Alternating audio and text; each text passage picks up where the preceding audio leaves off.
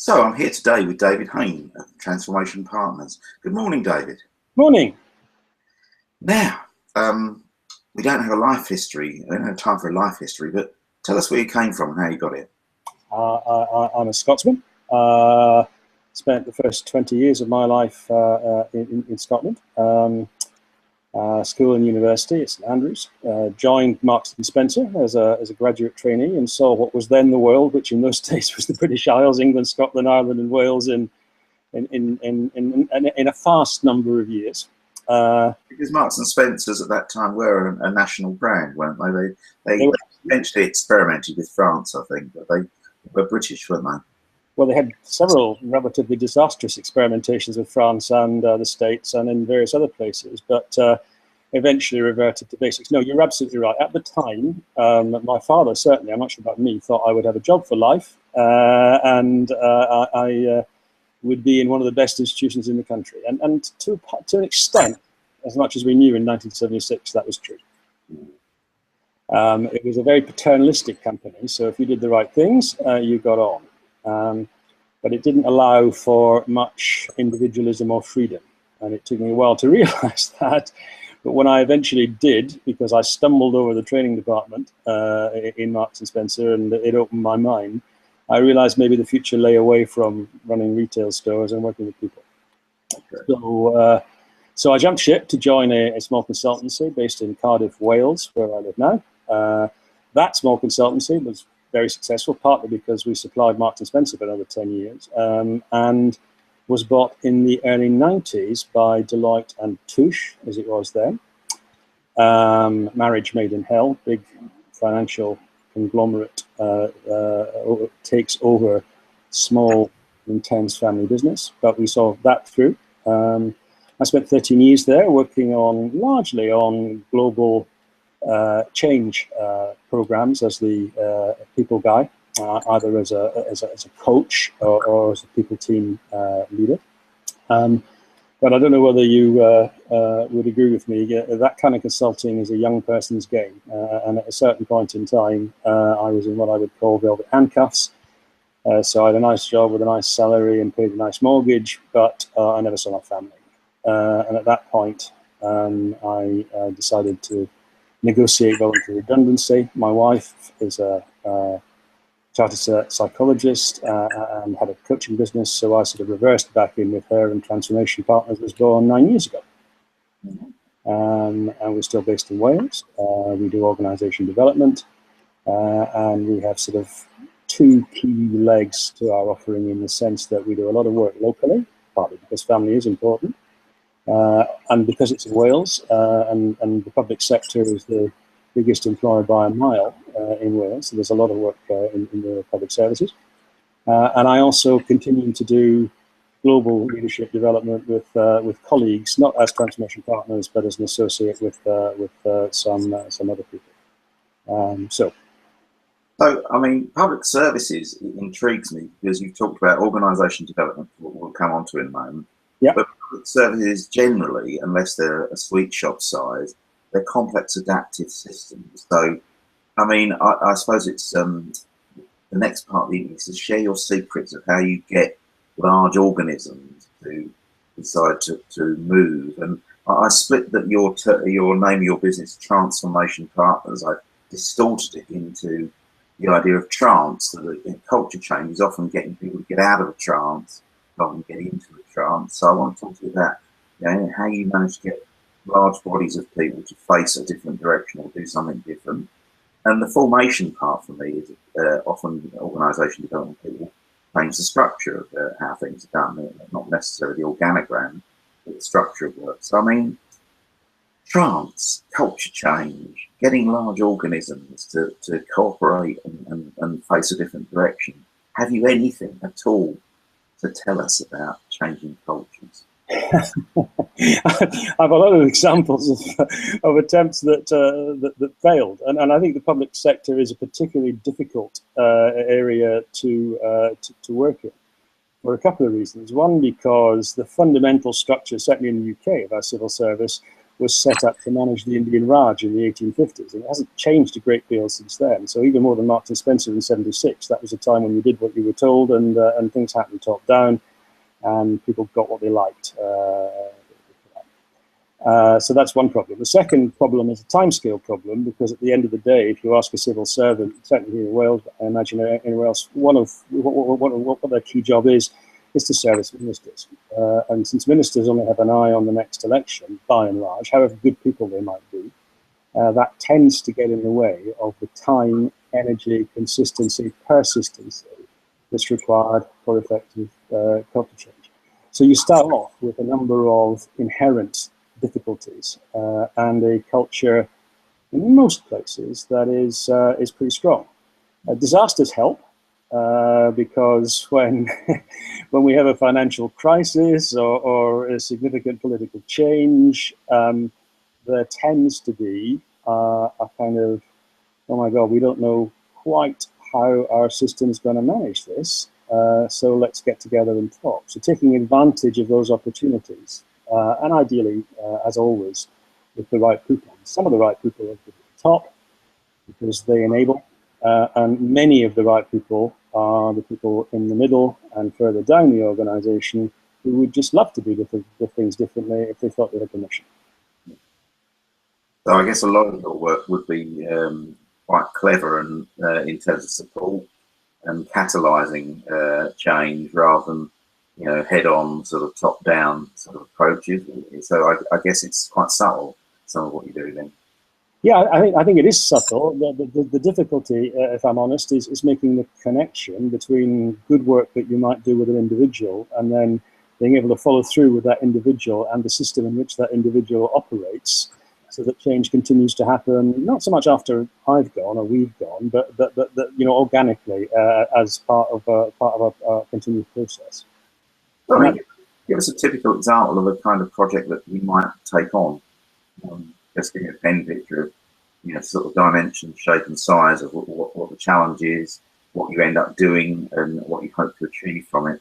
Well, we do a lot of coaching work, but if I think about project work which often involves coaching, it might be around, well, let's take a current example. Here in Wales, all of the public service systems are being reconfigured, which means, in effect, everything's been thrown up in the air. Nobody quite knows what's going to happen next. And there's a vacuum for people to come and talk about doing things differently. So it's working in that vacuum, often with, you know, key influencers, connecting them to other key influencers, and saying, if we get together, can we start to experiment perhaps with doing things differently, engaging a group of people in that, and then firstly, I suppose, allowing the results with support to speak for themselves, and then secondly, seeding the results into other places who might have the motivation to do likewise. Yeah, I mean, I don't have a lot of, I have done work with public services, particularly social services over here, but I haven't probably got the ultimate patience to work with complex structures. I did do some work for a certain vehicle licensing agency, which I can't name. But it's too many miles from where I'm sitting. Yeah, okay. I found getting anything done at all was tremendously complex because of the structural layers, and it's that part that leads me to think. And there were a lot of good people there, but there was a lot of sort of things that had to be passed around, up, down, sideways, and I kind of come from a private sector background, and I found it rather difficult.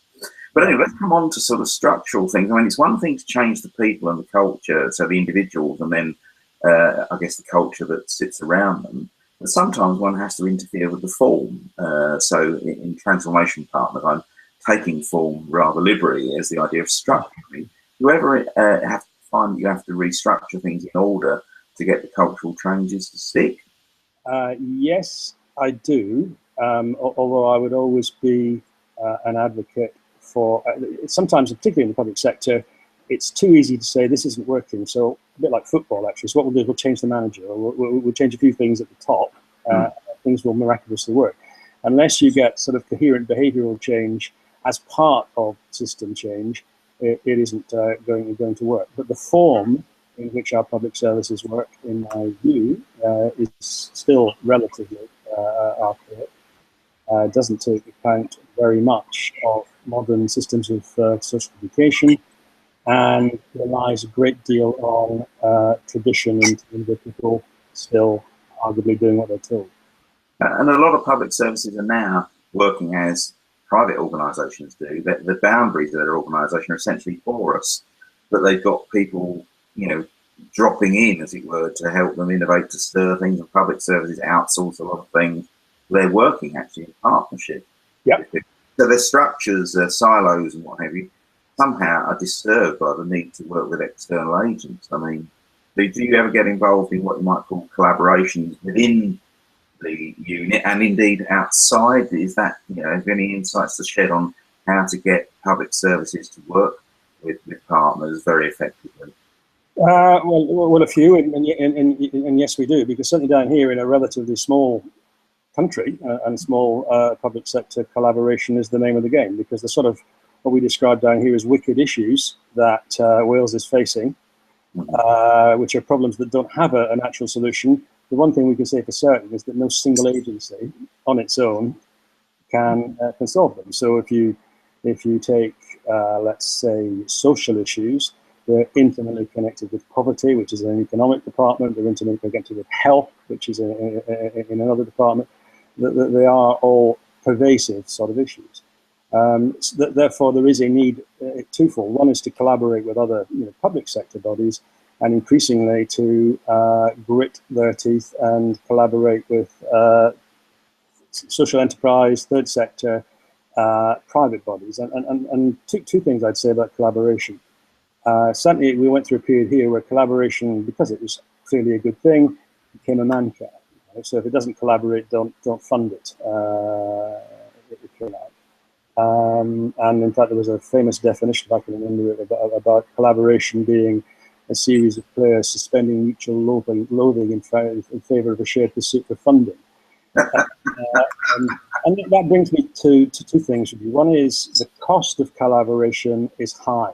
Therefore, be careful what you wish for. Have a clear purpose and a clear period of preparation in order to collaborate. Too many people, get together and then think, well, what are we going to do? Or I don't quite like the way they do things. And then secondly, the key currency, as it so often is between human beings, is trust. So there are good private sector people around. I'd like to think we're one of them. But there is an inherent suspicion between a public servant and somebody who makes profit for a living that isn't by any means non-overcomable, but has to be overcome in order for people to genuinely work together.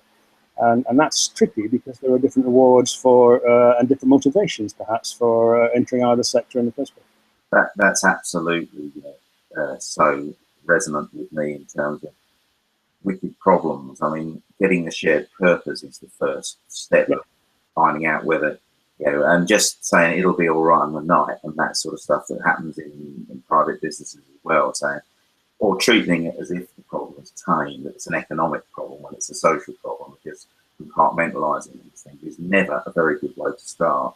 So I think, you use the term wicked problems and sort of volatile, uncertain, complex sort of characteristics of those. Most public sector problems and opportunities are indeed wicked, or as it used to be said, I think we've been talking about joined up thinking for about 30 years now. Every government says they're going to do this joined up thinking. But if we're busy, then people tend to treat wicked problems as if they're tame. And I think that's the hallmark of someone like yourself that comes and says, stop, let's work out if we have actually a destination that we all agree about. I think that's some of the hard work, isn't it, in working across agencies? Yes, absolutely. I think I completely agree with that. Purpose, destination, and spending a lot of time working out what that is. And it isn't about if we do that, we'll get it right. It's if we do that, we might get it more right than it was before. And then second thing is relationships, because collaboration doesn't happen without people who kind of understand where each other are coming from, understand that they maybe both need to make some changes in support of a common purpose, And too many collaborations go wrong right at the first meeting, to be honest, where they get straight into the task without thinking about who else have we got in the room and what do they bring to the party and where's their background and culture and history. And then the third thing I'd probably say is, in an average day, despite those big wicked issues that are ongoing, it's much easier to do stuff that you know, where you know you've got the broadly right answer, and if you spend some time on that, you can solve that little problem. So most of us, and I'm no different to anybody else, have what I would call occupational hobbies that prevent us from getting at the really difficult stuff. We put it in the too difficult box, and when we get on with some of the stuff that's just less frustrating or more immediate in terms of reward, and we kind of leave the hard collaborative stuff until the end. And I think to an extent, some of that's the wrong way around. So are you also, therefore, in time management terms, responsible for helping people eat elephants then?